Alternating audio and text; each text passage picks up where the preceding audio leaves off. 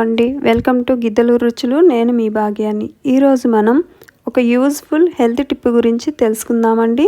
ఇది చిగుళ్ళ వాపు, పంటి నొప్పిని తగ్గించే బెస్ట్ టిప్.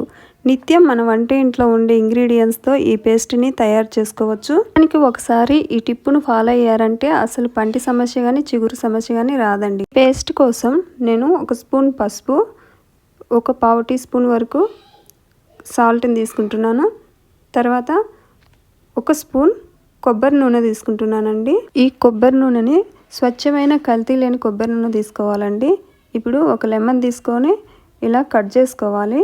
కట్ చేసుకున్న తర్వాత 1 నిమ్మ చెక్కను తీసుకొని ఇలా యాడ్ చేసుకోవాలండి. ఇందులో చూడండి, ఈ లెమన్ జ్యూస్ని ఇలా యాడ్ చేసుకున్న తర్వాత స్పూన్ తోటి బాగా కలిసిపోయేటట్టుగా కలుపుకోవాలండి.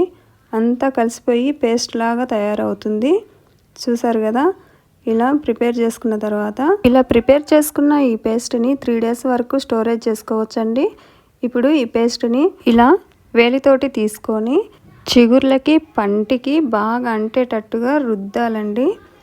ఇలా మార్నింగ్ బ్రష్ చేయకముందు, నైట్ డిన్నర్ తర్వాత డైలీ చేశారంటే అసలు ఏ పంటి సమస్యలు రావు. ఈ వీడియో నచ్చినట్లయితే లైక్ చేసి, షేర్ చేసి, సబ్స్క్రైబ్ చేయండి. Thank you for watching video.